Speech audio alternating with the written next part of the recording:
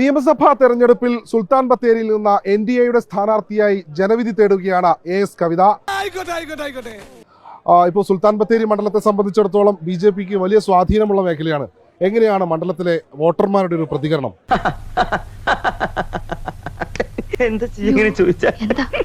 വളരെ ആവേശമായിട്ടാണ് നമ്മളെ സ്വീകരിക്കുന്നത് പല സ്ഥലത്തും. അതിച്ചിരി കൂടുതലല്ലേ? അതായത് സാമുദായിക നേതാക്കളാണെങ്കിലും നമ്മൾ കോളേജുകളിൽ പോകുന്ന സമയത്താണെങ്കിലും ഉന്നതികളിൽ പോകുന്ന സമയത്താണെങ്കിലും വളരെ ആവേശത്തോടെയാണ് NDA സ്ഥാനാർത്ഥി അവർ സ്വീകരിക്കുന്നത്.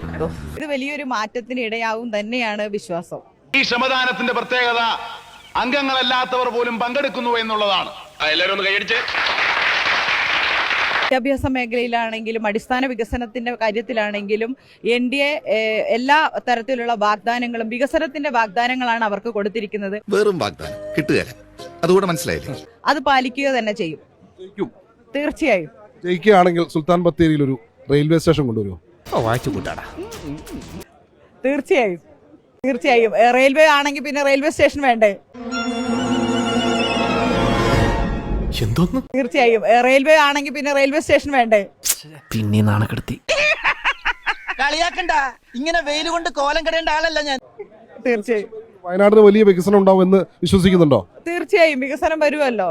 അധികമൊന്നുമില്ല, 2-3 പിരി എവിടെ നമുക്ക് കൂടുതൽ യാത്രാ സൗകര്യവും ചരക്ക് അങ്ങനെയുള്ള വികസനം കൊണ്ടുവരും. തീർച്ചയായും ബത്തേരിയെ മാറ്റിമറിക്കുക തന്നെ ചെയ്യും. അതിന്റെ പോരായ്മ ഈ കരക്കാർക്കാണ്. ഇങ്ങനെയായിരിക്കും വിജയം. എന്താ കണക്കൂട്ടല്? എന്തായാലും ഒരു ഗ്രൗണ്ട് വർക്ക് ഒക്കെ നടത്തിയിട്ടുണ്ടാവും. വിദ്യാഭ്യാസം ഉണ്ടായതുകൊണ്ടൊന്നും ഒരു പ്രയോജനം ഇല്ലെന്ന് ഇപ്പൊ എനിക്ക് മനസ്സിലായി. തലയ്ക്കകത്ത് ആൾതാമസം വേണം. നമുക്ക് എടുത്താൽ അറിയാം, നമ്മുടെ ലോക്സഭാ തെരഞ്ഞെടുപ്പിനാണെങ്കിലും ബൈ ഇലക്ഷൻ ആണെങ്കിലും കഴിഞ്ഞ തദ്ദേശ സ്വയംഭരണ തെരഞ്ഞെടുപ്പാണെങ്കിലും അതിന്റെ ഗ്രാഫ് ഉയർന്നു തന്നെയാണ്.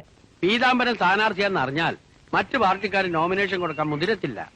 അപ്പോൾ തീർച്ചയായും ഈ ഒരു നിയോജക മണ്ഡല തെരഞ്ഞെടുപ്പിൽ ഒരു 25,000 വോട്ടിന് നമ്മൾ മുൻപന്തിയിൽ തന്നെ ഇരിക്കും. അവർ വളരെ സന്തോഷത്തിലാണ്. വോട്ട് കിട്ടത്തില്ല.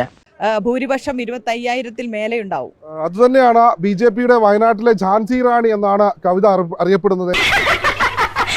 ഏതായാലും വലിയ ആത്മവിശ്വാസത്തിൽ തെരഞ്ഞെടുപ്പിലേക്ക് കടക്കുന്നു. ഇത്തവണ ബത്തേരി പിടിക്കുമെന്ന ഉറച്ച വിശ്വാസത്തിലാണ് കവിത ഇത്തവണ മത്സരത്തിന് ഇറങ്ങുന്നത്. റിസൾട്ട് വരുന്നവരെ എങ്ങനെയെങ്കിലും ഒന്ന് പിടിച്ചിരിക്കണം. അപ്പൊ അത് കഴിഞ്ഞോ? അത് കഴിഞ്ഞാ പൊട്ടും. ജയിക്കുകയാണെങ്കിൽ സുൽത്താൻ ബത്തേരിയിൽ ഒരു റെയിൽവേ സ്റ്റേഷൻ കൊണ്ടുവരുമോ?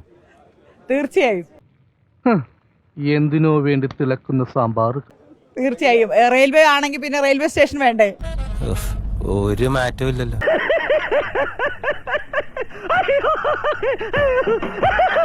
വിഷമിക്കാതിരിക്കും. ഇതിലും വലുത് ഏതാണ്ട് വരായിരുന്നു. ഇങ്ങനെ തീർന്നെന്ന് കരുതിയാൽ മതി.